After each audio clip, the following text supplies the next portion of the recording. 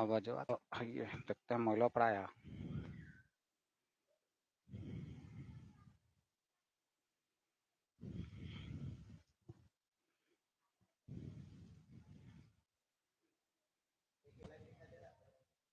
देख रहे हैं वही सर।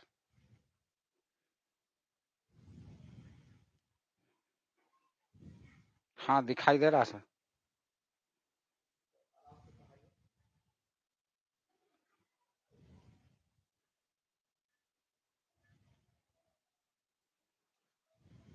आवाज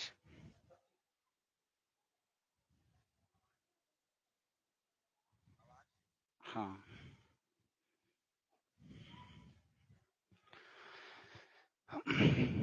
हाँ तो बाबू ध्यान देना, आज 10 क्लास के लिए एक्सरसाइज 5 जो है आपको पढ़ाने जा रहा है। 4 तक की आपको पढ़ाई हो चुका है। 3 चैप्टर तक आपको ऑफलाइन में पढ़ाई हुआ था।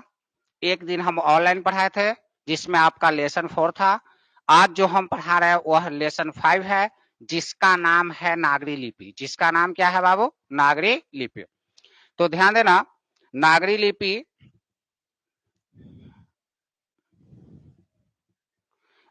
लिपि और इसको लिखने के काम किए हैं जिनका लेखक के नाम है गुणाकर मूले। लेखक के नाम क्या है बाबू? गुणाकर मूले। तो सबसे पहले हम लोग हर बार जब भी हम पढ़ाते हैं तो सबसे पहले हम कहते हैं कि जब भी बाबू कोई भी चीज, कोई भी कहानी, कोई भी चैप्टर है, अगर उससे पढ़ने से पहले लेखक का वर्णन जरूरी है। और लेखक के जब भी हम लोग वर्णन करते हैं, क्यों इसलिए वर्णन करते हैं क्योंकि लेखक की जीवनी में से बहुत सारे प्रश्न पूछे जाते हैं। और जब प्रश्न पूछे जाते हैं, अगर जीवनी आप नहीं पढ़िएगा तो प्रश्न तो वहां पर छूट जाएगा। और जब प्रश्न अगर छूट गया तो समझिए कि आपसे फिर नहीं बन पाएगा। इसलिए आप लोगों को बार बार हम यह भी कहते रहते हैं कि जब भी कोई चैप्टर की पढ़ाई कीजिए तो सबसे पहले लेखक की जीवनी को पढ़कर ही चैप्टर के बारे में पढ़िए, ठीक ना। तो यहाँ पर देखिए, सबसे पहले हम लेखक के बारे में, जन्म, उनके बारे में और कुछ बताएंगे, फिर उनके बारे में जो लिखा गया किताब, जो भी और प्रमुख जो कहानी है, जो बीच बीच में से क्वेश्चन उठा देता है, और वहां से अगर आप कहानी नहीं पढ़ पाइएगा तो वह क्वेश्चन आपसे छूट जाएगा। तो सबसे पहले हम लेखक की जीवनी से स्टार्ट करेंगे जिनका नाम है गुणाकर मूले जी, ठीक ना। तो यहाँ पर ध्यान दीजिएगा बाबू कि लेखक की जो जीवनी है,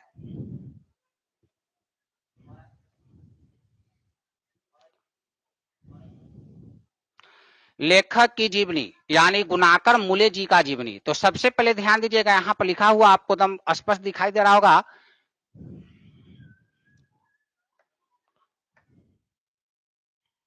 यहाँ पर ध्यान दीजिएगा, यहाँ पर आपको स्पष्ट दिखाई दे रहा होगा, ठीक ना।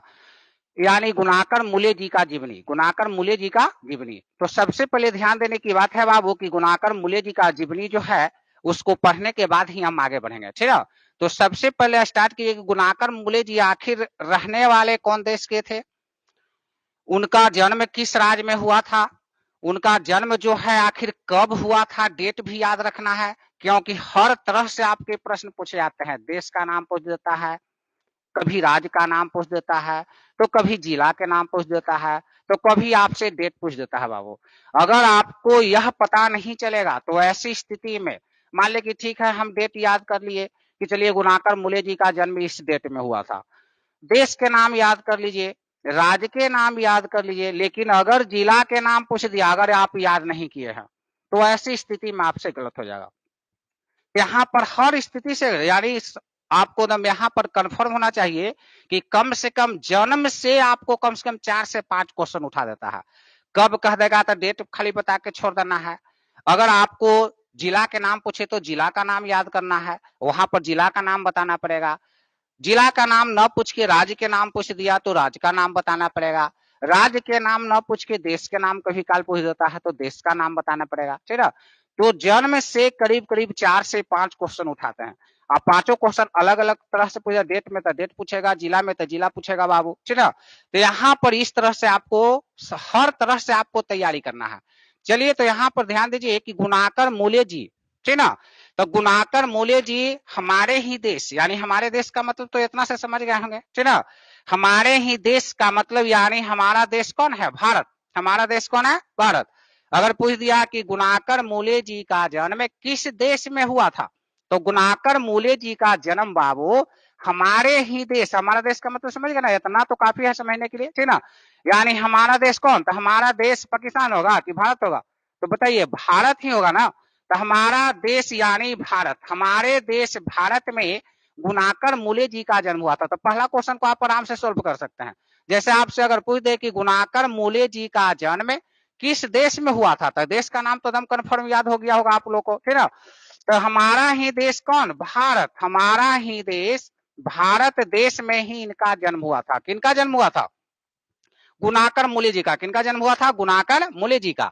यानी भारत देश में, देश के नाम जब भी पूछे बाबू, देश के नाम जब भी पूछे तो देश के नाम में आप याद कर लीजिए एकदम कन्फर्म रूप से कि देश के नाम याद करना है भारत। यानी हमारा देश का मतलब हमारे देश का नाम भारत है, तो हमारे देश में ही इनका जन्म हुआ था, यानी भारत देश में ही इनका जन्म हुआ था।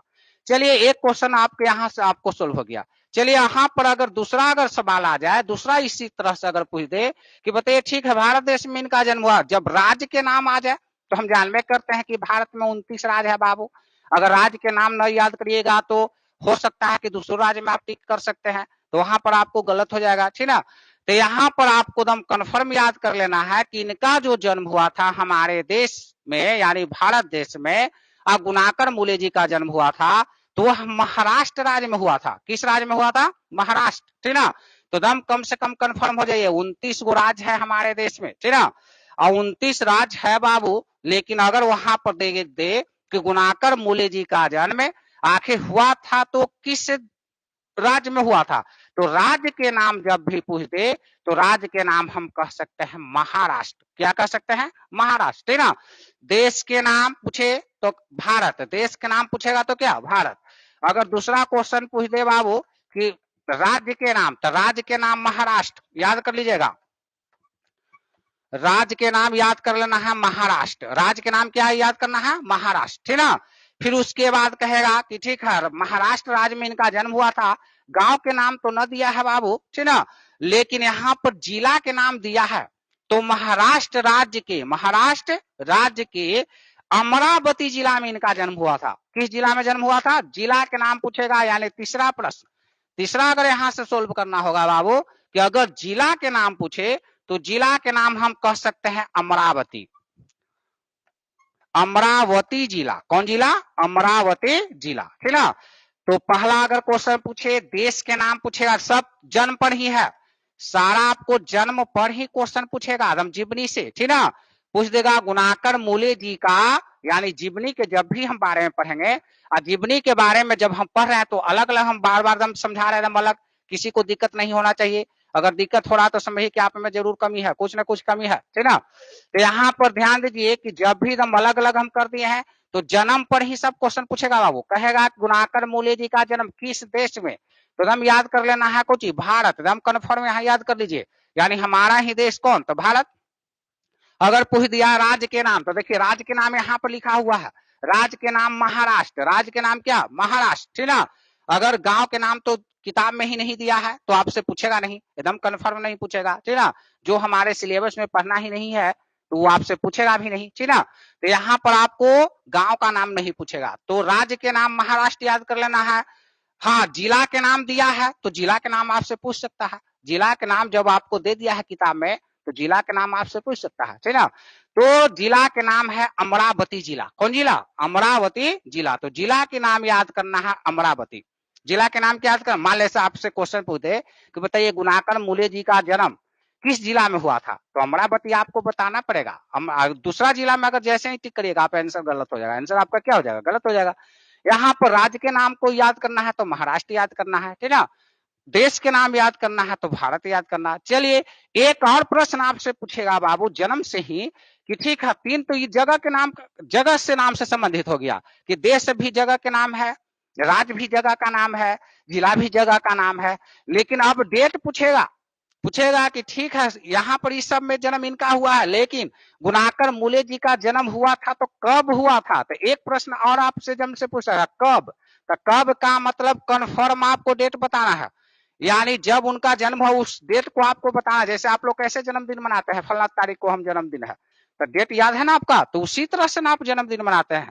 तो उसी तरह से जैसे आपको पूछेगा कब, जैसे ही आ जाए याद रखना है, कब अगर आ गया बाबू तो ये न कि राज्य के नाम बता दीजिएगा, देश के नाम बता दीजिएगा, जिला के नाम बता दीजिएगा, वैसी स्थिति में आपको एकदम 100% गलत होगा। 100% क्या होगा, गलत होगा।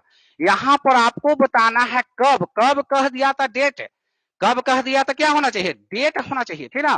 तो डेट इनका याद करना है तो 1935 ईस्वी, क्या याद करना है, 1935 याद रहेगा ना, याद रहेगा ना बाबू। यहाँ पर ध्यान देना है, जब भी अगर आपको डेट पूछ दे कि कब इनका जन्म हुआ था तो याद रखना है 1935 ईस्वी में। कब याद रखना है, 1935, ठीक ना। आपको दम याद करना है 100%। अगर पूछ दे, देखिए कि जन्म पर हम पहले ही आपको बताए थे कि 3 से 4 प्रश्न पूछे जाते हैं, चारों बुआ इंपॉर्टेंट होता है, ठीक ना। और सबको आपको अलग अलग करके याद करना है। जैसे आपको पूछे जन्म पर ही सारा के सारा अभी तक बताया है, ठीक ना। यहाँ पर आपको एकदम ध्यान में रखना भी है, ठीक ना, कि जैसे जन्म आपको है तो देश के नाम पूछे तो भारत कह देना है, देश के नाम जैसे ही पूछ दे तो भारत कहना है। राज्य के नाम पूछे तो महाराष्ट्र कहना है, जिला के नाम पूछे तो अमरावती कहना है। और कब कहे, कब ध्यान दे रहे ना यहाँ पर, कब कहेगा तो 1935। अब बताइए कि जन्म पर जब भी आपसे अगर प्रश्न पूछेगा तो प्रश्न छूटना चाहिए। अगर छूट गया तो किस में गलती, टीचर में गलती है कि आप में गलती है, तो सारा आप में गलती होगा।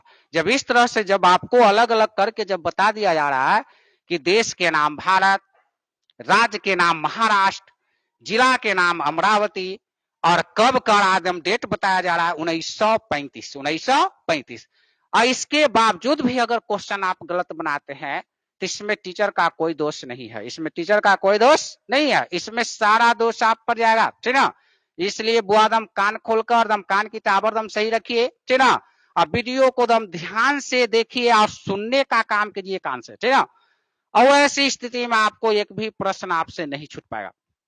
अब ध्यान देने की बात है बाबू, यहाँ पर ध्यान देना है कि ठीक है महाराष्ट्र राज्य में जन्म हुआ था, तो याद करिए महाराष्ट्र में सबसे जो ज्यादा भाषा का जो प्रचलित है यानी वह कौन सी है, तो हम जान में करते हैं म से महाराष्ट्र, म से मराठी, याद कर लीजिएगा।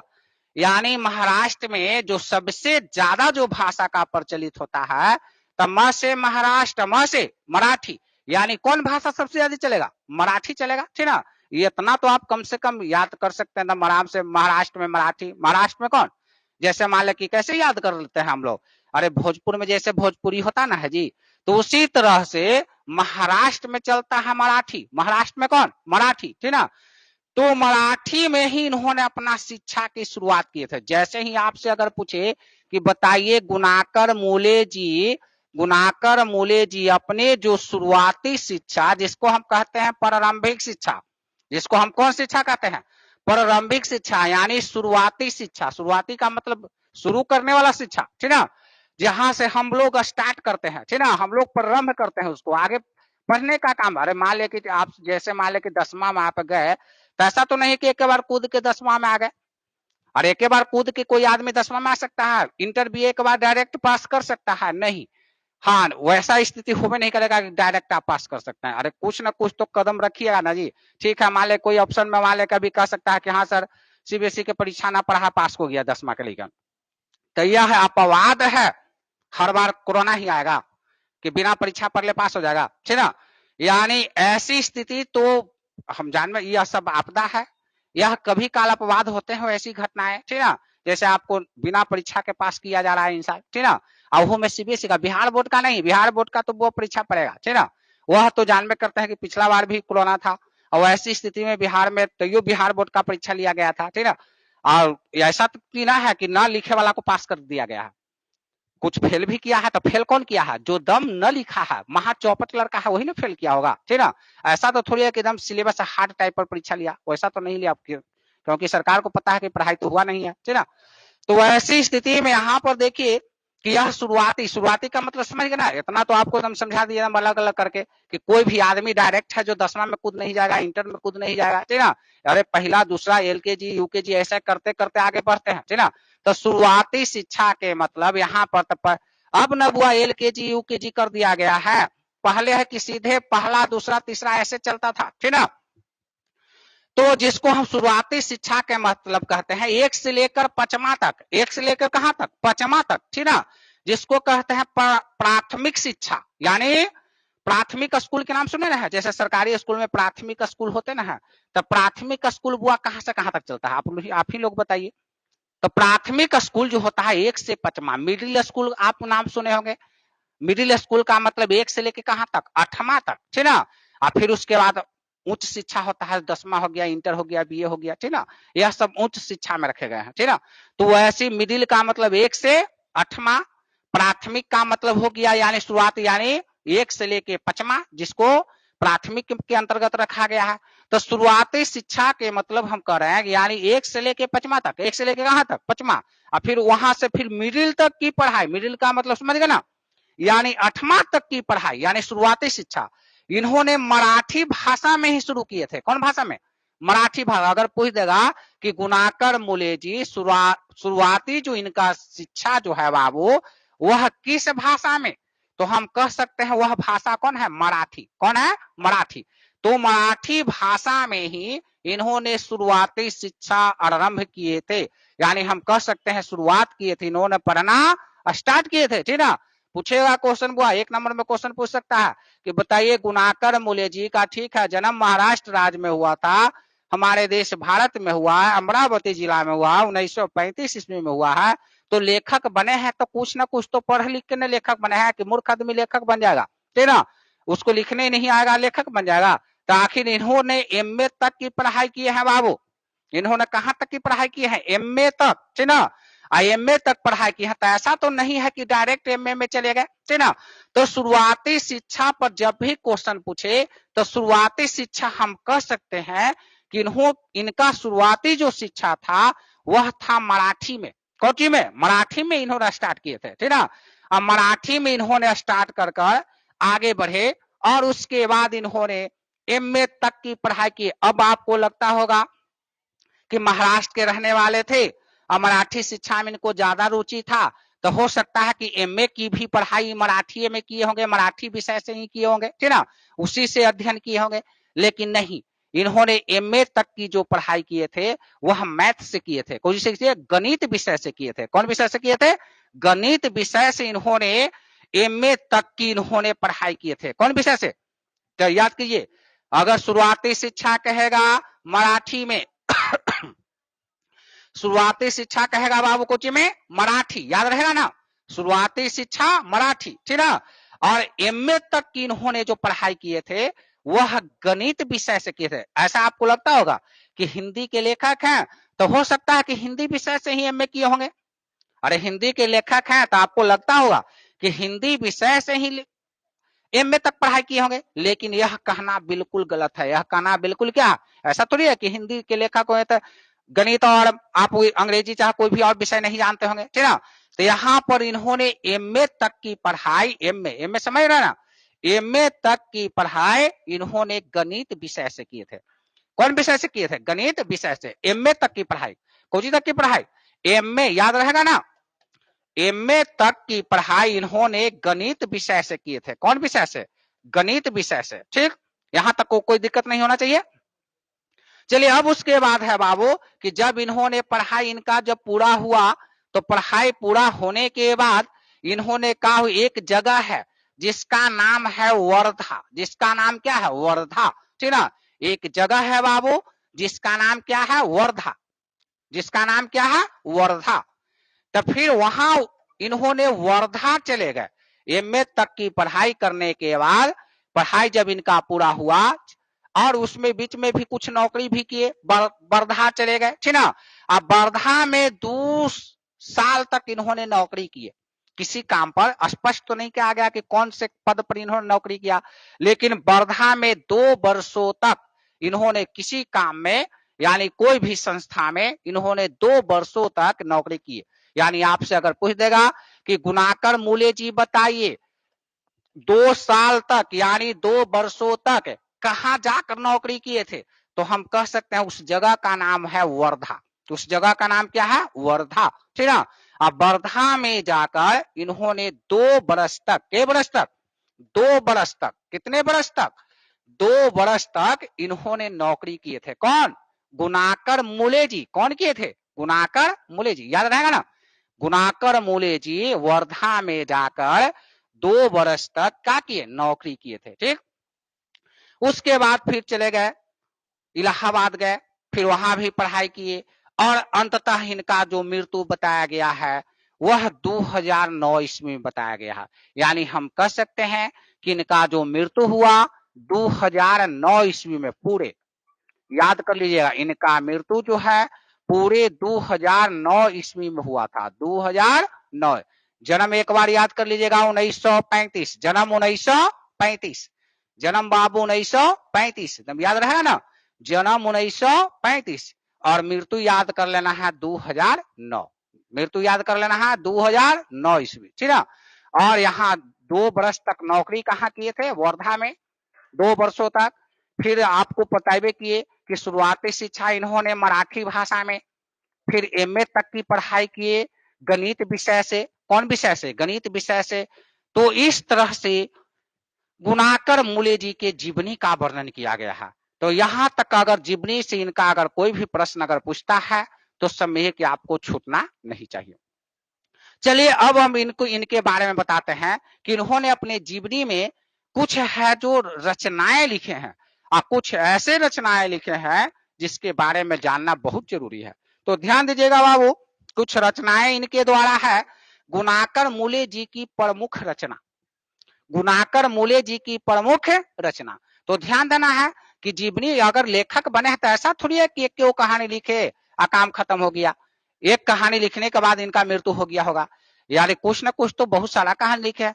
तो इनका ऐसे अनुमान लगाया गया है, ऐसे इनके बारे में जब पता किया गया है तो इनका जीवनी जो में इन्होंने जीवनी में बताए थे, या इनके जीवनी के जब कोई भी विद्यार्थी हो जब अध्ययन करता है, चाहे कोई भी इनके बारे में अध्ययन करता है, तो इससे पता चलता है कि इन्होंने अपने जीवन काल में, जीवन काल के मतलब समझते ना है, 1935 से कहां तक, 2009 तक, यानी मृत्यु तक, यानी 1935 से लेके कहां तक? 2009 तक, ठीक ना।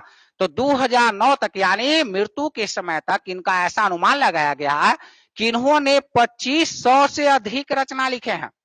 यानी इनकी कुल जो रचना की संख्या है, कुल रचना, कुल जो इनकी रचना की जो संख्या है, रचना बाबू याद रखिएगा, कुल जो इनका रचना की जो संख्या है 2500 से भी अधिक माना गया है।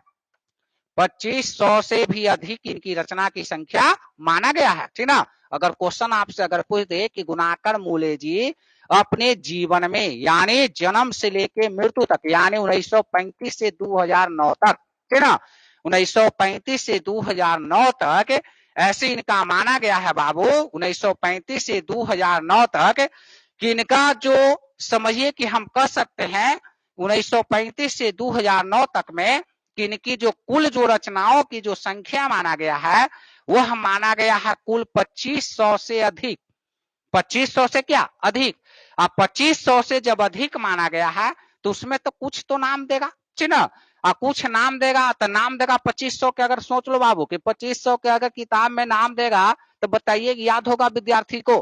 किताब में उतना लिखा पाएगा नहीं। हम पहले ही कहते हैं कि रचना तो बहुत सारा होता है, लेकिन वही रचना के नाम दिया जाता है जो समझिए कि हाईलाइटेड होता है, प्रमुख होता है। हाईलाइटेड जब होता है उसी रचना का नाम आता है बाबू, ठीक ना। आइए ना कि हाईलाइटेड है कुछ और रचना के नाम हम दे रहे हैं कुछ, ठीक ना। तो उसमें एक वहां पर आपसे देखिए कि अब जैसे आप बतेबे कहते हैं, पर बार बार हम तो हर बार आपको बताते रहते हैं, ठीक ना, कि जैसे मान ले कि आप धारावाहिक देखते हैं, 10 गो 20 गो धारावाहिक आपने देखा, कुछ आपने मूवी देखे, फिल्म देखे, तो सबके नाम नहीं याद रहेगा आपको। हम पहले ही कर रहे हैं, सबका नाम आपको याद नहीं रहेगा, ठीक ना, लेकिन हाँ उसमें से कुछ का नाम याद रहेगा जो हाईलाइटेड है, सबसे अच्छा आपको लगा, ठीक ना। तो उसी तरह से यहाँ तो लिखा गया है कुल रचनाओं की संख्या 2500 से भी अधिक है, 2500 से भी अधिक लिखा गया है, ठीक ना। लेकिन इसमें से कुछ है जो हाईलाइटेड जो रचना है उसको नाम आपके सामने आएगा। और 2500 से अधिक तो इनकी रचना है और इन्होंने अपने जीवन में 30 गो किताब भी लिख दिए हैं। क्यों किताब पूछेगा बुआ, कितने किताब लिखे हैं? तो 30 किताब लिखे हैं। क्या किताब लिखे हैं? 30 किताब। यानी इनकी किताबों की संख्या जो कुल लिखा गया है वह संख्या है 30। रचनाओं की संख्या 2500 से अधिक, याद कर लीजिएगा। रचना पूछ देगा, कुल रचनाओं की संख्या, गुणाकर मूल्य जी के कुल रचनाओं की संख्या कितना, तो हम कह सकते हैं 2500 से अधिक, 2500 से अधिक। अगर पूछ देगा इनके द्वारा कुल किताबों की कितने लिखे गए, यानी कुल किताब के वो लिखा गया है, तो वह किताब के रूप में जो रचना है वह है कुल किताबों की संख्या है 30। कितना है? 30। याद रहेगा ना, कुल किताबों की संख्या 30। अब इसी में से है इनकी प्रमुख रचनाओं की नाम हम बता रहे हैं, जो आपको हाईलाइटेड है, और उसमें से हो सकता है आपसे बीच में से एक आध को पूछ दे, अरे नागरी लिपि के बारे में हम लोग पढ़ रहे थे, एक तो पूछेगा तो कोई भी बता देगा। जब पढ़ रहा सुन रहा वीडियो, तो यानी वीडियो को देख रहे हैं, अब वीडियो को देख रहे हैं, इसके बारे में जब सुन रहे हैं, तो अगर पूछ देगा कि नागरी लिपि की रचनाकार कौन है, तो कोई भी बता देगा गुणाकर मूल्य जी, जो सुन रहा है लड़का जो, ठीक ना, और ना सुनेगा तो वो तो खैर नहीं बताएगा, ठीक ना। यहाँ पर लेकिन अगर उसके अलावा बीच में से अगर पूछ देता है, और बीच में से अगर हम नहीं जानते हैं, तो वहां पर आपको गलती ना होगा बाबू, वहां पर आपको बिल्कुल गलती होगा। इसलिए आपको ध्यान में रखना है और ध्यान में रखकर ही आगे बढ़ना है, ठीक ना। तो यहाँ पर देखिए, तो हम कुल रचनाओं में से जो प्रमुख रचना है, जहां पर यहाँ पर हम बता रहे हैं, ध्यान में रखिएगा, यहाँ पर देखिएगा ध्यान, यानी कुल 2500 में से, यानी 2500 से जो भी अधिक रचना है, उसमें से यहाँ पर कुछ के हम नाम बता रहे हैं, ठीक ना। तब पहला जो इनका जो प्रमुख रचना है बाबू, पहला जो इनका प्रमुख रचना है वह है अक्षरों की कहानी। याद रखिएगा, अक्षरों की कहानी, याद रहेगा ना, अक्षरों की कहानी, अक्षरों की कहानी पूछ देगा। अगर वही लाइन हम पूछ रहे हैं बाबू, वही लाइन हम बता रहे हैं, ठीक ना, और वही लाइन हम बार बार पूछते हैं भी बीच में, ठीक ना, कि नागरी लिपि के बारे में अगर कोई पूछेगा तब तो आराम से बता दीजिएगा गुणाकर मूल्य जी, ठीक ना। लेकिन अगर नागरी लिपि ना पूछ के अगर पूछ दे अक्षरों की कहानी, इस रचना को किसने लिखा है, तो बताइए। अगर इसके बारे में अगर नहीं सुनिएगा तो आप बता दीजिएगा, एकदम नहीं बता पाइएगा, ठीक ना। तो यहाँ पर आपको ध्यान में रखना है, अक्षरों की कहानी, इसको लिखने के काम यानी किए हैं कौन, गुणाकर मूल्य जी। तो आपको बीच में से क्वेश्चन पूछेगा तो आपको बताने के लिए होगा। उसके अलावा चलिए देखिए, दूसरा जो इनकी प्रमुख रचना है बाबू, दूसरा इनकी प्रमुख रचना है, यानी गुणाकर मूल्य जी का दूसरा जो प्रमुख रचना है, उसका नाम है भारतीय लिपियों की कहानी। याद रखिएगा, भारतीय, दम याद करते जाना है, भारतीय लिपियों की कहानी, लिपियों की कहानी एकदम याद रखना है, लिपियों की कहानी, भारतीय लिपियों की कहानी याद करते जाना है बाबू, दम ध्यान रखना है। अगर याद नहीं करिएगा तो वहां पर आपको दिक्कत होगा, दिक्कत का सामना करना पड़ेगा, ठीक ना। अक्षरों की कहानी, पहला इनकी प्रमुख रचना, अक्षरों की कहानी, पहला प्रमुख रचना कौन, अक्षरों की कहानी। कुल तो है 2500 से अधिक, कुल कितना है बाबू, 2500 से अधिक, जेकरा में कुछ के हम नाम बता रहे हैं जो फेमस है, इनका हाईलाइटेड है, ठीक ना। तो पहला क्या है, अक्षरों की कहानी, अक्षरों की कहानी। दूसरा कौन है, भारतीय लिपियों की कहानी, भारतीय लिपियों की कहानी। अब देखिए कि इनमें सबसे जो प्रमुख है भारतीय लिपियों की कहानी है। क्यों, आप पूछ सकते हैं क्यों, इसलिए महत्वपूर्ण है बाबू कि भारतीय लिपियों की कहानी इसलिए महत्वपूर्ण इनको बताया गया है, ठीक ना, इस रचना को, क्योंकि नागरी लिपि जो है जिसके बारे में आज हम लोग पढ़ने जा रहे हैं, वह जो कहानी जो है, निबंध रूपी कहानी जो है, नागरी लिपि निबंध कहानी है, और जो निबंध रूपी कहानी है नागरी लिपि, वह इसी रचना से लिया गया है।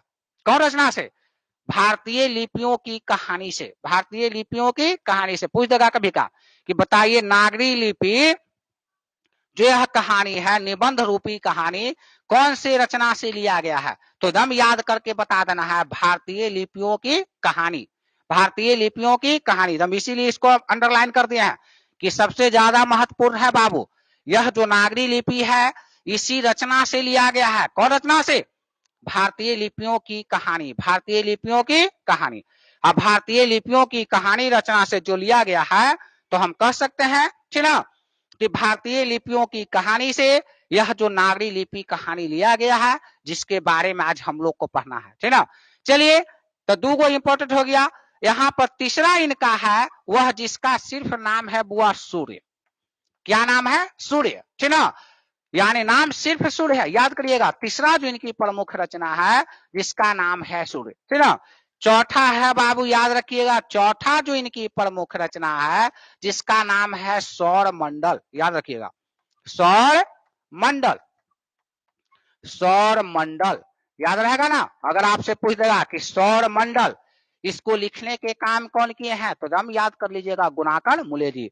सूर्य को किसने लिखा, गुणाकर मूले जी। भारतीय लिपियों की कहानी किसने लिखा, तो गुणाकर मूले जी। अक्षरों की कहानी को किसने लिखा, तो गुणाकर मूले जी। एकदम कंफर्म याद रखना। एक तो हम पढ़ ही रहे बुआ, नागरी लिपि, नागरी लिपि। चलिए इसके अलावा अंतरिक्ष यात्रा, चलिए आओ बोल के बता रहे हैं, जो एकदम ध्यान में रखिएगा। अंतरिक्ष यात्रा पूछ देगा, अंतरिक्ष यात्रा को किसने लिखा, तो गुणाकर मूले जी। यानी हम एक बार स्पष्ट हम कर सकते हैं कि जो ब्रह्मांड के बारे में अधिक से अधिक, जो देखिए ब्रह्मांड से इनकी रचना अधिक मिल रहा है बाबू। देखिए सूर्य कहाँ रहता है, ब्रह्मांड में रहता ना है। देखिए सौर मंडल यानी ब्रह्मांड से ही चर्चा किया गया है। अंतरिक्ष यात्रा तो ब्रह्मांड से ही चर्चा है, ठीक ना। नक्षत्र लोक, तो नक्षत्र लोक कहाँ की चर्चा है, ब्रह्मांड से ही चर्चा है। नक्षत्र लोक भी कहे बाबुआ, नक्षत्र लोक, ठीक ना। तो हम कह सकते हैं कि ब्रह्मांड की घटनाओं पर यानी जो अधिकांश जो रचना लिखने के काम किए हैं वह कौन किए हैं, गुणाकर मूले जी। कौन किए हैं, गुणाकर मूले जी। देखिए कि सूर्य, तो सूर्य कहाँ रहता है, ब्रह्मांड में न रहता है जी, ब्रह्मांड की घटना है। सौर मंडल, तो सौर मंडल कहाँ की चर्चा किया जाता है, ब्रह्मांड से किया जाता है। उसके अलावा हम बता ही रहे अंतरिक्ष यात्रा, तो अंतरिक्ष की यात्रा कहाँ करिएगा, धरती पर करिएगा कि ब्रह्मांड में करिएगा, ठीक ना। तो ब्रह्मांड से ही जुड़ी हुई घटना है। फिर उसके बाद अलावा हम कहीं रहे नक्षत्र लोक, तो नक्षत्र की हम ध्यान में करते हैं चर्चा कहाँ होता है, ब्रह्मांड से ही होता है, ठीक ना। तो हम कह सकते हैं कि ब्रह्मांड से अधिकांश जो घटनाएं जुड़ी हुई है और उस पर जो रचना लिखने के काम किए हैं वह कौन किए हैं, गुणाकर मूले जी। कौन किए हैं, गुणाकर मूले जी। तो अंतरिक्ष यात्रा के पूछेगा बुआ, गुणाकर मूले जी।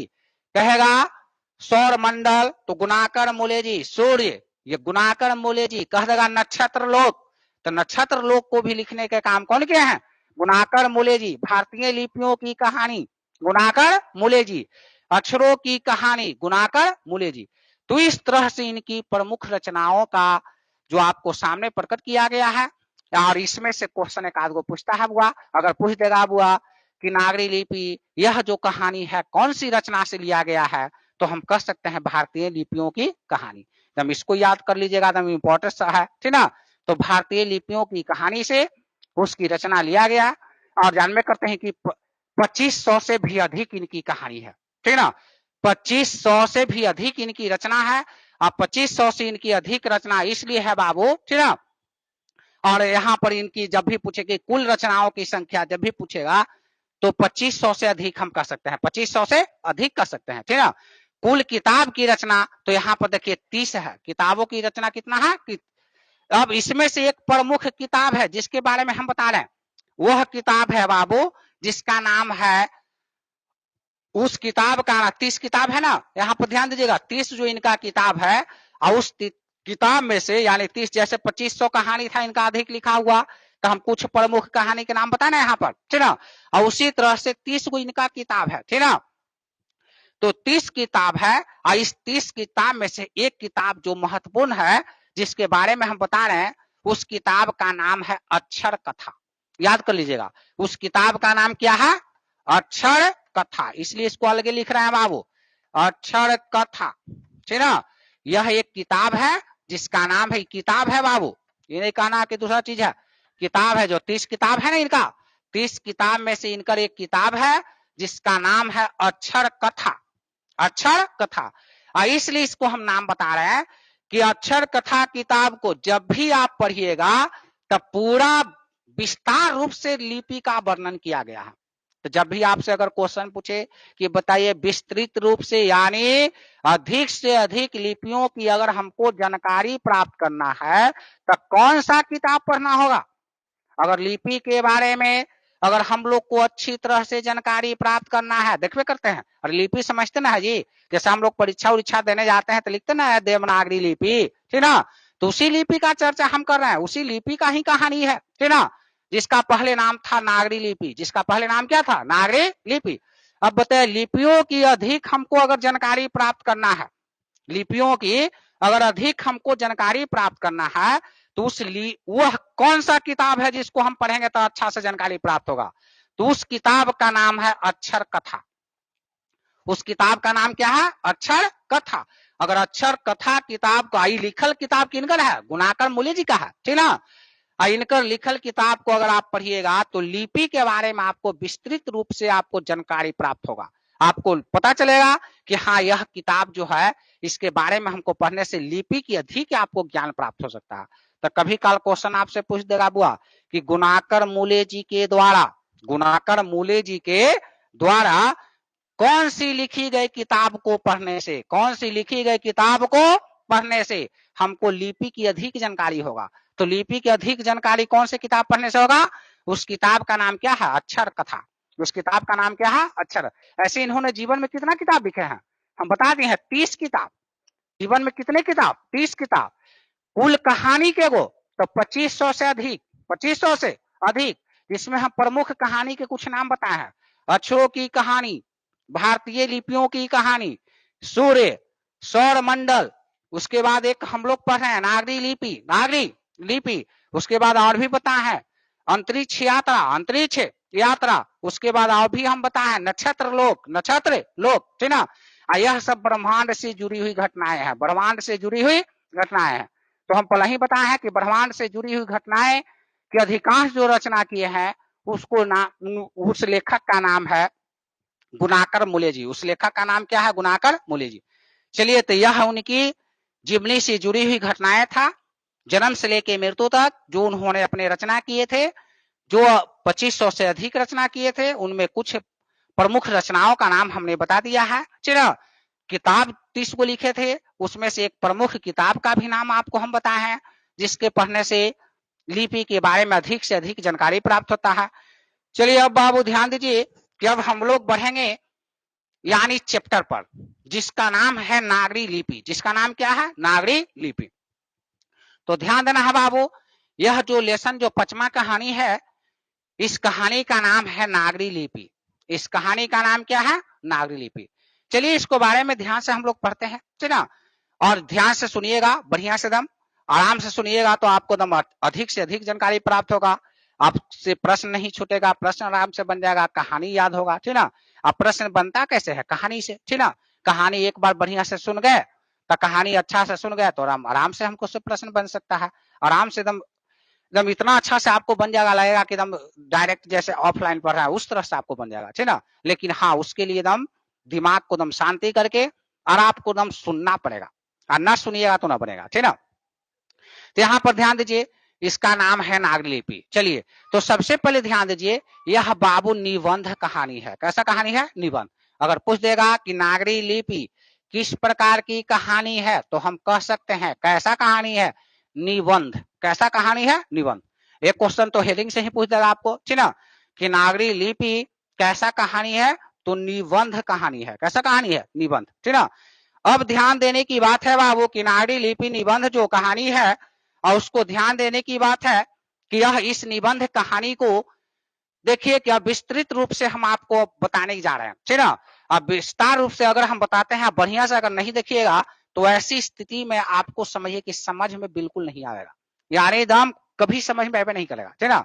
इसलिए आपको इसके बारे में समझने के लिए और इसको अच्छा तरह से जानकारी प्राप्त करने के लिए आपको ध्यान देना ही होगा, ठीक ना? अगर ध्यान नहीं दीजिएगा तो आपको काफी दिक्कत का सामना करना पड़ सकता है। तो देखिए, हम यहाँ पर बता रहे हैं कि नागरी लिपि की शुरुआत, नागरी लिपि कैसे हमारे देशों में आया, और यह नागरी लिपि जो है कैसे कैसे इसका नाम परिवर्तन भी हुआ है, देवनागरी लिपि कैसे नाम इसका पड़ा, और भी बहुत सारे इसका नाम पड़ा, सर्वदेशीय लिपि इसको कहा गया है, ठीक ना? तो हर तरह से इसके लिपि का नंदी नागरी लिपि इसको कहा गया है, ठीक ना? अब कैसे कहा गया, कैसे इसका विकास हुआ, कैसे इसका परिवर्तन हुआ, अब यहाँ पर कहानी पर देखिएगा। तो देखिए, यहाँ पर हमारा देश जो भारत है उसको हम 4 भाग में बांट दिए हैं। कितने भागों में बांट दिए हैं? 4 भाग में, ठीक ना? यहाँ पर यह देश जो हमारा भारत है, ठीक ना, इसको हम 4 भाग में बांट दिए हैं। कितने भागों में बांट दिए हैं? 4 भागों में। तो उत्तर ऊपर वाला को हम कौन भाग कहते हैं? उत्तर भारत कहते ना बाबू? एकदम याद देखिएगा बढ़िया से। अगर नहीं देखिए, अगर नहीं समझिएगा तो ऐसी स्थिति में आपको कभी जीवन में समझ में नहीं आएगा। और न जीवन में समझ में आएगा, क्योंकि राजा महाराजा की कहानी नहीं है कि फलना राजा कौन और कर पत्नी के नाम कौन, कौन मारा कौन पीटा काम खत्म। वैसा ये कहानी नहीं है। यह कहानी है दिमाग को दम शांति बना के और दिमाग से दम समझ के शांत रूप से रहकर और अच्छी तरह से सुनने की बात है। अगर नहीं सुन पाइएगा जीवन में कभी आपसे बने उनेगा नहीं, ठीक ना। तो यहाँ पर ध्यान दीजिए। तो हम भारत को 4 भागों में बांट दिए हैं। कितने भागों में बांट दिए हैं? 4 भाग में। भारत को कितने भागों में हमने बांटा? 4 भागों में। क्योंकि लिपि का विकास हमारे देश में नहीं हुआ है, हमारे देश में हुआ है तो कैसे हुआ, कैसे नाम चेंज हुआ, नाम परिवर्तन हुआ, कैसे कहां क्या हुआ, उसके बारे में हमको पढ़ लेना है। उसके बारे में क्या कर लेना है? पढ़ लेना। तो हम भारत को 4 भागों में बांटे हैं। तो ऊपर वाला को हम कौन भारत कहते हैं? उत्तर भारत। ऊपर वाला को कौन भारत कहते हैं? उत्तर भारत। चलिए नीचे वाला को हम कौन भारत कहते हैं? दक्षिण भारत। नीचे वाला को कौन भारत कहते हैं? दक्षिण भारत। दक्षिण भारत। नीचे वाला को कौन भारत कहते हैं? दक्षिण भारत। चलिए इस टाइप को कौन भारत कहते हैं? इधर यह हो गया आपका पूर्व भारत। पूर्व भारत। इधर हम कहते हैं पश्चिम भारत। पश्चिम भारत। तो यहां पर ध्यान देना है। इधर हम कहेंगे दक्षिण भारत, ठीक है। इधर कौन भारत कहेंगे? दक्षिण भारत। देखिए थोड़ा सा और बढ़िया से देखिए यहां, दक्षिण भारत। दक्षिण भारत, द से दक्षिण याद रखिएगा, दक्षिण भारत, ठीक ना। तो यह दक्षिण भारत हो गया। ऊपर वाला उत्तर भारत हो गया बाबू, ठीक ना। बीच वाला को हम मध्य भारत कहते हैं, मध्य भारत, ठीक ना। बीच वाला को कौन कहते हैं? मध्य भारत, ठीक ना, याद रहेगा ना। इधर हो गया पूर्व भारत हो गया, यह आपका पश्चिम भारत हो गया। ऊपर वाला उत्तर भारत हो गया और यह आपको दक्षिण भारत हो गया। यह आपको कौन भारत हो गया? दक्षिण भारत। चलिए अब यहां पर ध्यान देना है कि कुछ हमारे शास्त्रों यानी कुछ विद्वान जो था यानी कुछ लेखक थे, और उसमें है जो एक बार का हुआ कि प्रतिस्पर्धा हुआ। अब प्रतिस्पर्धा के मतलब जानवे करते हैं कि एक प्रतियोगिता टाइप से हुआ, ठीक ना। अब प्रतियोगिता टाइप से हुआ, जानवे करते हैं कि जिस क्षेत्र के लोग जो होते हैं वह अपने क्षेत्र के नाम रोशन करने के लिए कुछ ना कुछ है जो अपने क्षेत्रों का बड़ाई करते हैं, अपने क्षेत्रों का क्या करते हैं? बड़ाई करते हैं। तो कुछ उसी तरह के यहाँ पर भी बात हुआ था। कुछ लेखक थे और कुछ लेखकों में यहाँ पर एक प्रतिस्पर्धा हुआ। और प्रतिस्पर्धा हुआ किस बात पर? तो वह हुआ नागरी लिपि के बात पर। किस बात पर हुआ? नागरी लिपि के बात पर हुआ। यानी कुछ लोगों का कहना था कि नागरी लिपि का विकास हमारे क्षेत्र से हुआ है, और कुछ लोगों का कहना था कि नागरी लिपि का नहीं, आप दने से न होकर हमारे क्षेत्र से हुआ है। यानी दक्षिण भारत के लोगों का कहना था कि नागरी लिपि का विकास दक्षिण भारत से हुआ है। उत्तर भारत वाले लोगों का कहना था कि नहीं, दक्षिण भारत से विकास नहीं हुआ है नागरी लिपि, सबसे पहले नागरी लिपि उत्तर भारत से हुआ है। पूरब वाले को कहना था कि न उत्तर से हुआ न दक्षिण से हुआ, यानी सबसे पहले नागरी लिपि का विकास पूर्व भारत से हुआ है। पश्चिम वाला का कहना था कि नहीं, तीनों दने से तोहनी दने से नहीं हुआ है, यानी सबसे पहले नागरी लिपि का विकास पश्चिम भारत से हुआ है। तो इस तरह से वह प्रतिस्पर्धा चलता। ठीक है, कहावत में सुनबे किए हैं कि आखिर मुंह से कहने से आपको कोई मानने के लिए तैयार नहीं होगा। अगर मुंह से आप कह दिए कि हमारे क्षेत्र से इसका विकास हुआ है, तब कोई आदमी मानने के लिए तैयार नहीं होगा, ठीक ना। उसके लिए आपको साक्ष्य देना पड़ेगा, सिद्ध करना पड़ेगा, सिद्ध करना पड़ेगा ना। और सिद्ध अगर नहीं करते हैं तो ऐसी स्थिति में आपको कोई बात मानने के लिए तैयार नहीं होगा। और जब कोई बात वो नहीं मानेगा तो आपको न तो समझ में आएगा, न पता चलेगा कि सही में कहां से विकास हुआ। तो इसलिए आपको सिद्ध करना पड़ेगा। क्या करना पड़ेगा? सिद्ध। और सिद्ध करने के लिए साक्ष्य देना होगा। साक्ष्य का मतलब समझते ना है? साक्ष्य का मतलब गवाही देना पड़ेगा। गवाह के रूप में कुछ न कुछ आपके उदाहरण देना पड़ेगा और उसके सामने आपको प्रदर्शित करना होगा, आपको दिखाना पड़ेगा कि बात से हम कह रहे हैं कि हमारे तने विकास हुआ है, ठीक ना। तो अगर आपके पास साक्ष्य रहेगा तब ना दिखाइएगा, ठीक ना। और साक्ष्य अगर नहीं है तो नहीं दिखा पाइएगा। जैसे मान लिया कोई कह दे कि हमारे पास पैकेट में 10,000 रुपया है, अगर कोई आदमी कह दे कि कम से कम 10,000 करा तब 5,000 दिखाबो, अरे 5,000 तो रहना चाहिए ना जी। आज जब पैकेट में हम हाथ डाल रहा था 100 रुपया निकल रहा, तो आप बताइए सिद्ध हुआ? वहां पर आपसे सिद्ध नहीं हो, वहां पर आपसे नहीं बन पाएगा, ठीक है। तो सबसे पहले यहाँ पर दक्षिण भारत के लोगों ने, यहाँ पर दक्षिण भारत के जो राजा था, वह राजाओं ने यहाँ पर सिद्ध किया कि दक्षिण भारत में है जो नागरी लिपि का विकास हुआ था। दक्षिण भारत के लोग अपने शासन के दौरान जो भी लेख लिखते थे, दक्षिण भारत के राजा लोग, हम कह सकते हैं कि दक्षिण भारत के राजा लोग जो भी अपना लेख लिखते थे, लेख के मतलब समझते हैं लिखने का काम, यानी जो भी उन्होंने अपना लेख लिखे दक्षिण भारत के लोग, और वहां के जितने भी शासन, और जानवे करते हैं कि दक्षिण भारत के लोग जो शुरुआती किया था लेख लिखने का, तमिल, मलयालम और कन्नड़ और तेलुगु भाषा में, ठीक ना। यानी हम कह सकते हैं कि नागरी लिपि का जो शुरुआती दौर था, नागरी लिपि यानी इसको लिखने की जो परंपरा शुरू हुआ था नागरी लिपि, वह समझिए कि तेलुगु, ठीक ना, मलयालम,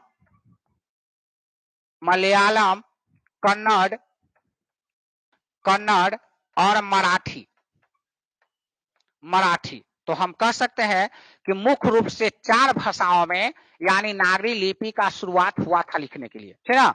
अगर आपसे पूछेगा कि नागरी लिपि का जो शुरुआती जो था, शुरुआत यानी हम कह सकते हैं आरंभ का मतलब आना, ठीक है। तो नागरी लिपि जो शुरुआती दौर हुआ था, यानी उसकी जो भाषा, किस भाषा में वह लिखना शुरू हुआ था, तो वह तेलुगु, मलयालम और कन्नड़ और मराठी में, ठीक है। तो हम कह सकते हैं कि नागरी लिपि का शुरुआत 4 भाषाओं से हुआ था। किस भाषा से? 4 भाषाओं से, ठीक ना। कौन कौन? तेलुगु, मलयालम, कन्नड़ और मराठी। तेलुगु, मलयालम, कन्नड़ और मराठी, यह जो 4 भाषाओं से नागरी लिपि का शुरुआत हुआ था, लिखने की कला। तो हम लोग जानते हैं बाबू कि नागरी लिपि जब लिखने की कला जब शुरुआत हुआ था, तो ऐसी स्थिति में यह अस्थाई नहीं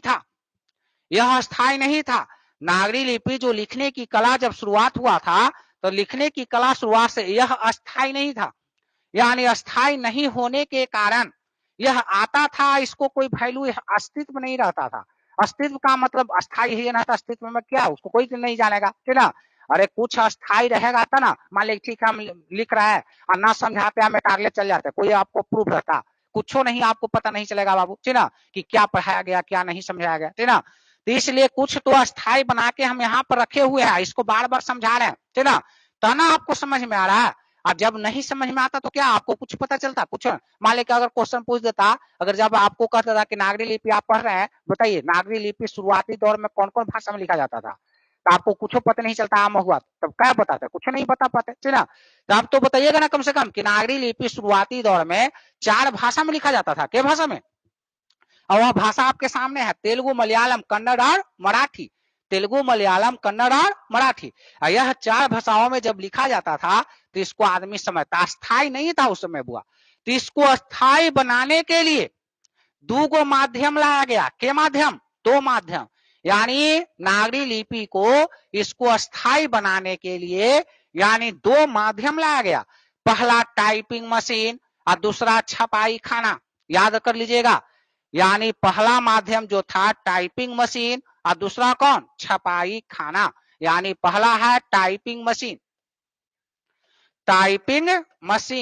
ठीक ना, टाइपिंग मशीन, और दूसरा जो था छपाई खाना, ठीक ना, छपाई खाना। अब ध्यान देने की बात है बुआ कि यह दोनों के आने से, टाइपिंग मशीन और छपाई खाना को आने से, ठीक ना, टाइपिंग मशीन और छपाई खाना को आने से नागरी लिपि है जो अस्थाई हुआ था।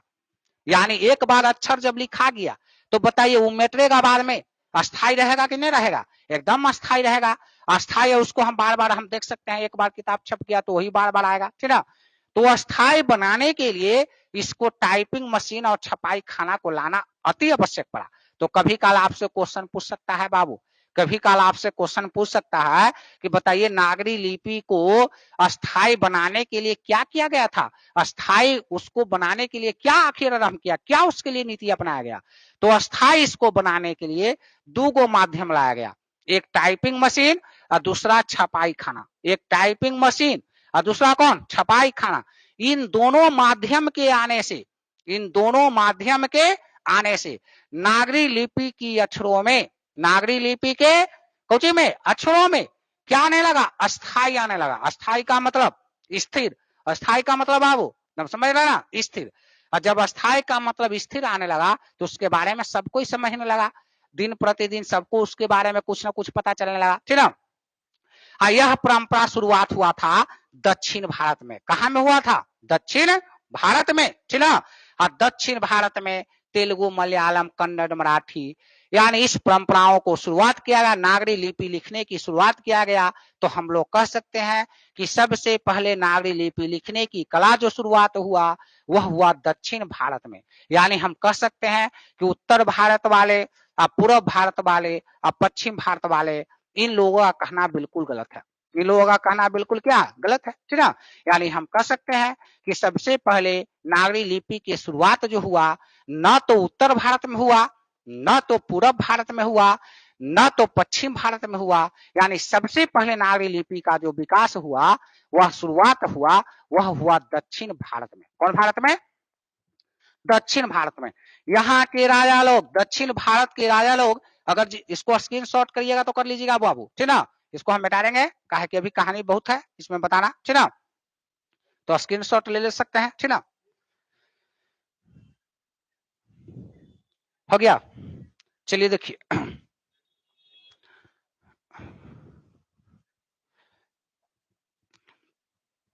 चलिए यहां ध्यान देना है बाबू, यहां ध्यान दीजिएगा कि दक्षिण भारत के कुछ राजा जो था, जैसे राजराज प्रथम, दक्षिण भारत के कुछ राजा था, राजराज प्रथम, राजराज प्रथम, राजराज प्रथम, राजराज प्रथम, राजेंद्र चोल,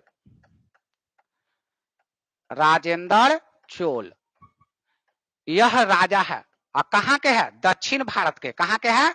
दक्षिण भारत के। राजराज प्रथम, राजराज प्रथम और राजेंद्र चोल, यह दक्षिण भारत के राजा है। कौन भारत का राजा है? दक्षिण भारत के बाबू, ठीक ना।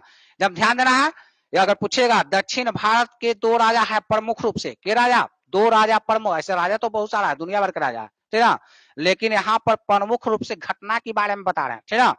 तो राजराज प्रथम, राजराज प्रथम, एक का नाम था राजेंद्र चोल, ठीक ना। यह जो दक्षिण भारत के दो ऐसे यह दोनों राजा था जो अनगिनत अपने लेख लिखा। वह लेख लिखा था कौन भाषा में? यानी हम कह सकते हैं लिपि के रूप में। लिपि के बारे में हम लोग पढ़ा है, तो वह नागरी लिपि में लिखा था। यानी इसके द्वारा लिखे गए लेख, लिखे गए जो लेख है यह दोनों राजाओं के द्वारा वह लिखा गया था नागरी लिपि में। कौन लिपि में लिखा गया था? नागरी लिपि में। इसको बाद में क्या किया गया कि नागरी लिपि से नाम बदलकर, नागरी लिपि से क्या कर दिया गया बाबू? नाम बदलकर, ठीक ना। नागरी लिपि से नाम बदलकर इसको रख दिया गया नंदी नागरी, नंदी नागरी लिपि, नंदी नागरी लिपि। इसको नाम बदलकर क्या लिखा गया? नंदी नागरी लिपि, ठीक ना। तो जैसे हम यहाँ पर ध्यान दीजिएगा, एक बार फिर से हुआ कि दक्षिण भारत के जो राजा था कौन? राजराज प्रथम, एक राजेंद्र चोल, यह कुछ लेख लिखा था। लेख लिखा था, लेख लिखकर और उसको है जो क्या किया, उस लेख को नाम कुछ बदल दिया गया। नाम बदलकर लेख जो नागरी लिपि में लेख जो लिखा गया था उसको नाम बदल दिया गया, नाम बदल के उसको रख दिया गया नंदी नागरी लिपि। तो कभी काल पूछ सकता है हुआ कि नंदी नागरी लिपि किसे कहते हैं और नंदी नागरी लिपि कहते किसको है? तो नंदी नागरी लिपि कहा गया है नागरी लिपि को ही। नंदी नागरी लिपि किसको कहा गया? नागरी लिपि को ही। लेकिन घटना को भी बारे में लिखना पड़ेगा, घटना के बारे में आपको जानकारी देना पड़ेगा कि दक्षिण भारत के राजा, कुछ जो राजा है दक्षिण भारत के, कुछ जो दक्षिण भारत के लोग के कुछ जो राजा है जिसका नाम था राजराज प्रथम और राजेंद्र चोल, यह क्या किया कि कुछ अपने समय में कुछ लेख लिखा और वह लेख लिखा था नागरी लिपि में और उसको नाम बदल के क्या कर दिया गया? नाम बदलकर, और नाम बदलकर उसको नाम रख दिया गया नंदी नागरी लिपि। उसको नाम क्या रखा गया? नंदी नागरी लिपि। तो नंदी नागरी लिपि किसको कहा गया है? नागरी लिपि को ही। लेकिन कौन क्षेत्र में? दक्षिण भारत में। कौन क्षेत्र में? दक्षिण भारत में, क्योंकि वहां के राजाओं के द्वारा जो लेख लिखा गया वहां के यानी दक्षिण भारत के राजाओं के द्वारा, यानी यह सब विजयनगर के राजा है। कौन नगर के राजा है? विजयनगर के राजाओं, ठीक है। अब विजयनगर के राजाओं के द्वारा, यानी हम कह सकते हैं कि दक्षिण भारत के विजयनगर विजयनगर के राजाओं के द्वारा, विजयनगर के राजाओं के द्वारा जो लेख लिखा गया था, उस लेख को ही हम कहते हैं कौन लिपि? नंदी नागरी लिपि। उस लेख को ही हम क्या कहते हैं? एक बार फिर से सुन लीजिए। दक्षिण भारत के विजयनगर, दक्षिण भारत के कौन नगर? विजयनगर, ठीक ना। विजयनगर के राजाओं के द्वारा जो राज प्रथम, राजेंद्र चोल, यह सब जो वहां के राजा उस समय के था, ठीक ना, इसके द्वारा लेख लिखा गया था। क्या लिखा गया था? लेख, ठीक ना। इस लेख को ही हम कहते हैं कौन लिपि? नंदी नागरी लिपि। इस लेख को ही हम कौन लिपि के नाम से जानते हैं? नंदी नागरी लिपि। इस लेख को कौन नाम से जानते हैं? नंदी नागरी लिपि के नाम से हम लोग जानते हैं, ठीक ना। यहाँ तक किसी प्रकार का कोई दिक्कत होना नहीं चाहिए। और जानवे करते हैं कि नागरी लिपि को स्थायी बनाने के लिए दो माध्यम, एक टाइपिंग मशीन और दूसरा छपाई खाना। नागरी लिपि का शुरुआत हुआ था 4 भाषाओं में, ठीक ना। वह तेलुगु, मलयालम, कन्नड़ और मराठी में हुआ है, ठीक ना। यह दक्षिण भारत में हुआ है। किस भारत में हुआ? दक्षिण भारत में, ठीक है। चलिए, इसके अलावा इस तरह से हम कह सकते हैं बुआ कि दक्षिण भारत में अनेकों इस तरह के ऐसे राजा है। उसके अलावा दक्षिण भारत की और भी घटनाएं हैं, ठीक ना। दक्षिण भारत की महमूद गजनबी, यह सब जो राजा है, महमूद गजनबी हो गया। फिर उसके अलावा और भी है, मुसलमान शासक है, यानी मोहम्मद गजनबी है, ठीक ना। अलाउद्दीन खिलजी है। यह सब राजा जो है आपका उसका वर्णन भी किया गया है। लेकिन सबसे इंपॉर्टेंट जो राजा है जिसका हम वर्णन आज हम करने जा रहे हैं, वह है बदशाह अकबर। कौन? बदशाह अकबर। तो कहता है कि बदशाह अकबर जो है अपने शासन काल के दौरान, देखिए सुनिए, कहता है कि बदशाह जो अकबर जो था, यानी राजा अकबर, ठीक ना, अपने शासन काल के दौरान, अपने कौन कोची के दौरान? शासन काल के दौरान बाबू, ठीक ना, जो राजा था अकबर, अपने शासन काल के दौरान एक सिक्का जारी किया था। कोची जारी किया था? अकबर जो था, अकबर याद रखिएगा, बदशाह अकबर जो था अपने शासन काल के दौरान एक सिक्का जारी किया था। क्या जारी किया था? सिक्का। सिक्का का मतलब समझते ना? पैसा। सिक्का का मतलब पैसा, ठीक ना। तो एक सिक्का जारी किया था और वह सिक्का पर राम और सीता का है, तो मुस्लिम शासक है। कैसा शासक है? मुस्लिम शासक है। लेकिन अपने सिक्का पर देखिए राम और सीता का चित्र बनवाया था, यानी राम और सीता का फिगर बनवाया था, ठीक ना।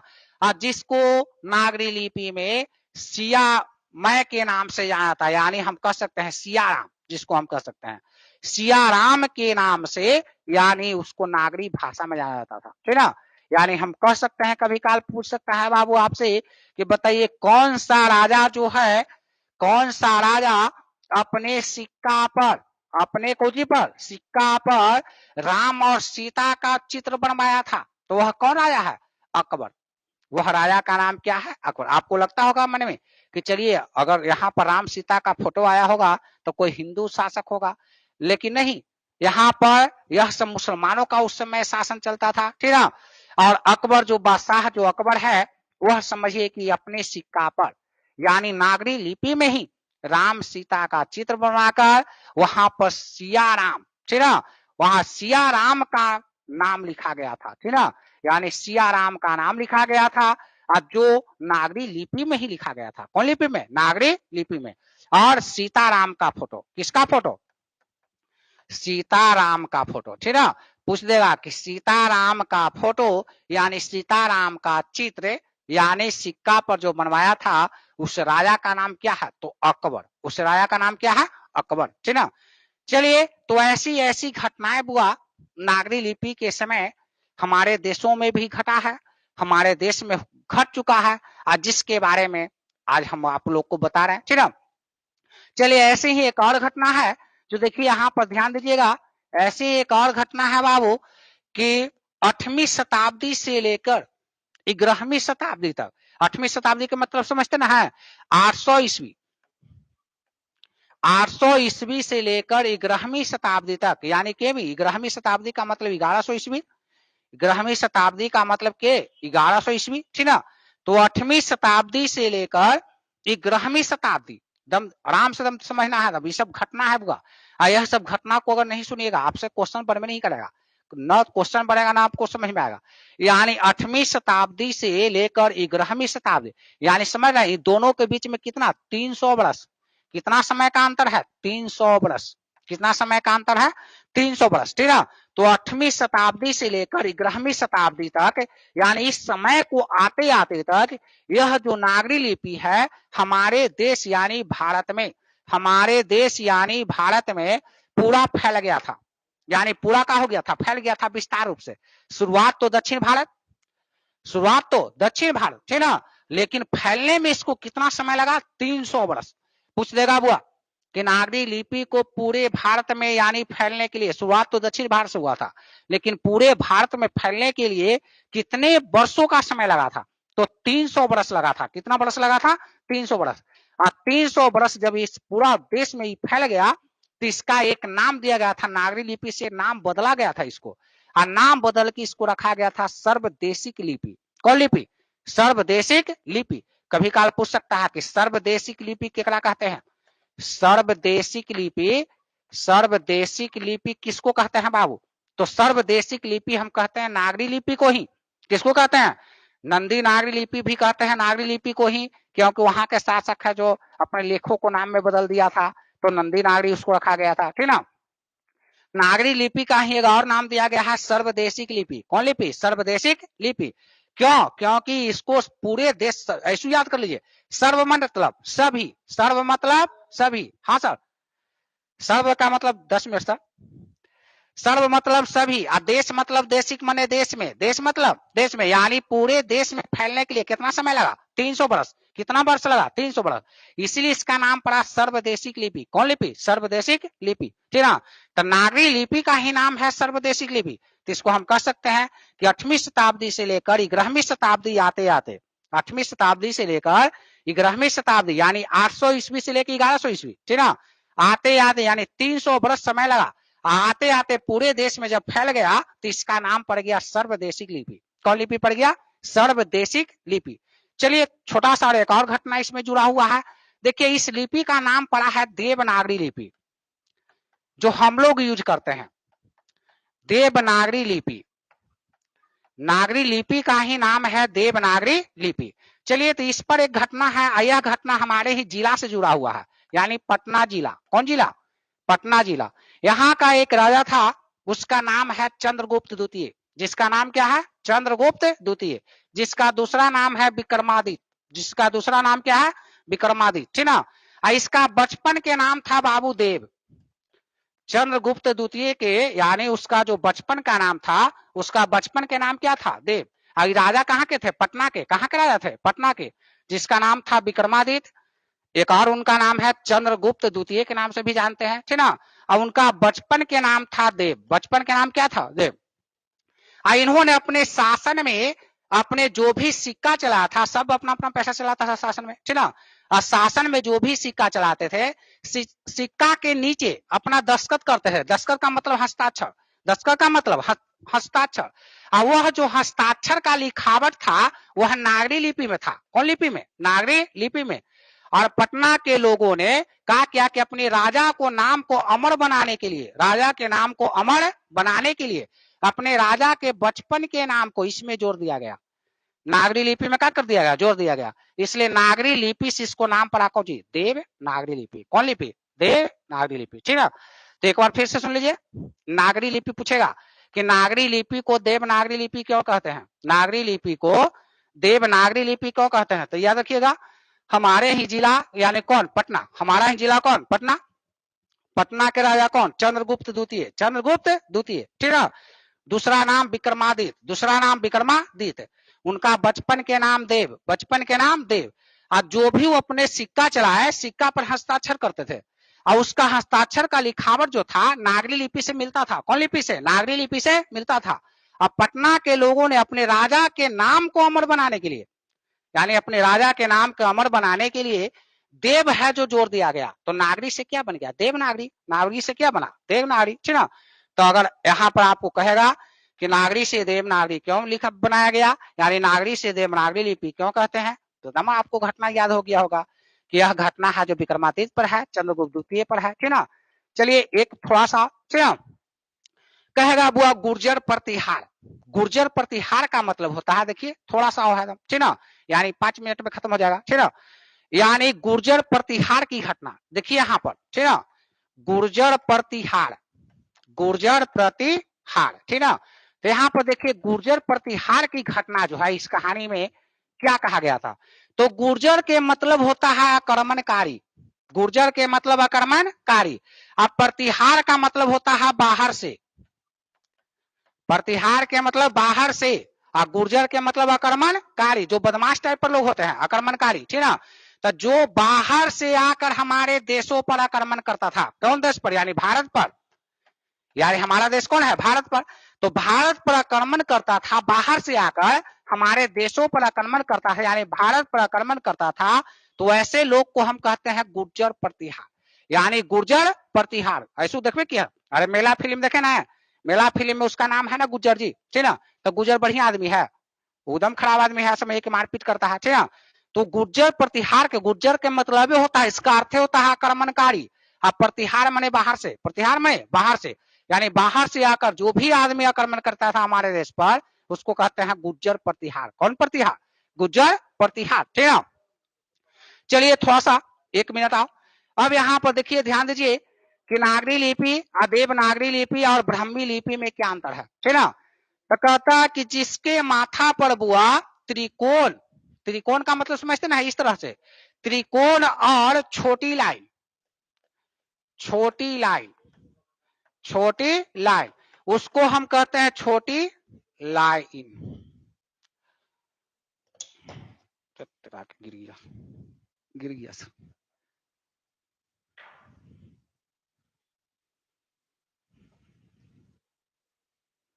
त्रिकोण या छोटी लाइन,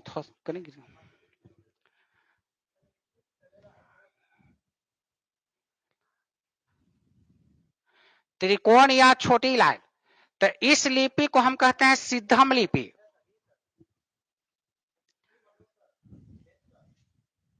दंडवत, उसको हम कहते हैं सिद्धम लिपि। कौन लिपि कहते हैं, सिद्धम लिपि, यानी जिसके माथा पर त्रिकोण या छोटी लाइन का चिन्ह, उसको हम कहते हैं सिद्धम लिपि। कौन लिपि, सिद्धम लिपि।